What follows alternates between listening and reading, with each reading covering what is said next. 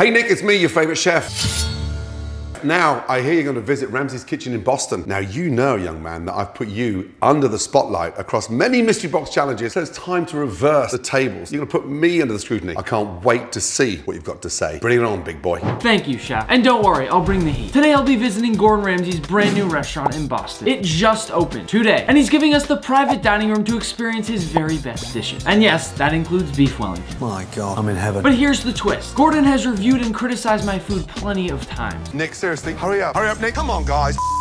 That dish would have stood up 10 years ago at the age of 12, MasterChef Junior. Nick, the cake was a mess. Not good. To be fair, he's also given me plenty of praise. Nick, nicely done. What you've done with that, delicious. Mine's delicious. Well done. I just love that creativity. Nick, let's get one thing clear. You know how to wow, because the dish looks stunning. Now it's my turn. We are en route to Ramsay's Kitchen. I've already taken a good look at the website. Gordon looks great on that front page. The menu is definitely Boston and seafood inspired, which I'm excited for. Gordon has crossed over onto my turf with this one. And you already know I have to try the clam chowder. Gordon, if you're watching this, I'm not gonna go easy on it either. We are here at Ramsay's Kitchen, and as promised, Gordon did give us the private room. He is handsome. Besides Manny, I am also here today with Cole and Marwa.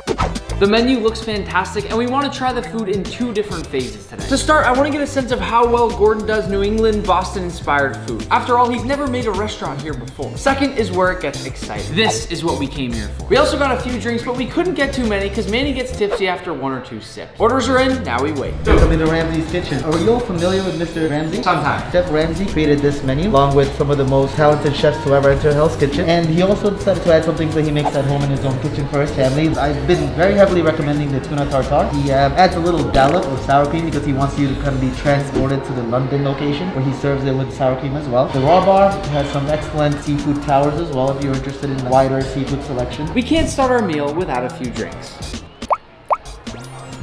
That is potent. Right now, I'm seriously worried. The first step of the process here is to see if Gordon has nailed that New England-inspired fare. The table I've got in front of me here screams New England. We have a main lobster roll, which I must say looks fantastic given that beautiful claw sitting on top. A nice spread of oysters, tuna tartare, and some mussels. We're not exactly known for king crab here in Boston, but I'm not mad about this dish either. The only thing we don't have yet is clam chowder, because I want to try that on its own. Clam chowder is the most important food we have here in Boston. Let's taste it. Of all the mussels I've had in New England, I'm gonna give those a solid 7.5 out of 10. With mussels, you need to make sure you have a nice broth at the bottom to dip all that extra bread in. And as you can see, they've done a fantastic job at making sure there's plenty of that flavorful broth. Manny, have another sip. Nope, turn the camera off. A good oyster should be shucked properly and very, very clean. It also shouldn't be attached to the shell anymore. And Manny, I hate to say it, but this oyster is attached to the shell. With that said, the oysters are crisp and cold, and in my opinion, the best and only way to serve them is with just a bit of sauce and a nice squeeze of lemon. Before I go further, Mar has never tried an oyster before, and we are encouraging her to do so for the first time right now. Wait, you said put this on it? Do I just like swallow it? Other way, Mar. Other way. Ready? Very nice. It was good. It wasn't what I expected, but I like it. Would you have another? I would. First oyster ever. We made history today. Being that we're from New England, this is one of the greatest tips I ever taught Manny. When you have an oyster, the proper oyster etiquette is to turn the oyster upside down when you finish eating it and place it back on the ice. Of all the appetizers we've seen so far, the tuna tartare looks fantastic. That looks like salsa though. As our waiter Juan said, Gordon put some sour cream with the tuna tartare, which is definitely not traditional in New England, but I'm excited to try it. Yeah, stop.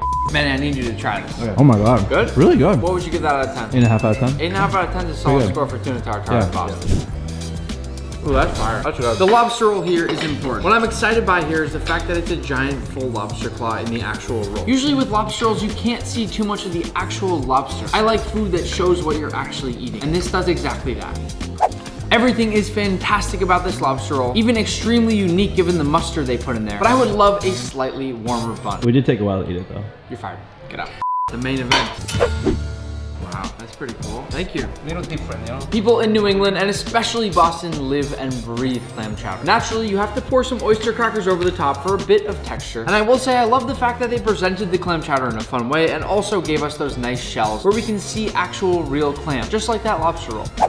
It's not as thick as a traditional New England clam chowder, but the way I'll describe it is almost just more gourmet. It feels like they did put a little bit more effort into the individual ingredients that they put in here, and I like it. We've got a massive spread now on the table of entrees that are supposedly Gordon's specialties. So I was told there was something special about the fish entree here, is that correct? Yes, so you're gonna want to squeeze your lemon right here. Oh my God, it just went from purple to pink. What changes the color? The acidity of the lemon is going to change the cauliflower puree. Man, it's magic. You love magic. We've already eaten a lot of food today. I only want to focus on two things here. Number one is the crispy skin salmon crispy. It seems they've passed the test there. Now all we have left is the beef Wellington. People come from all over the world to Gordon's restaurant to try his beef Wellington. And now here we are, ready to dive in. Nick, it looks good, but where the f is the lamb sauce? Looks nice and medium rare. Let's give it a nice slice. Oh shit. Put it back in, put it back in. Okay. Okay. I want to let Cole and Mar give the reactions for this one. Oh yeah! Good? Needs a little salt.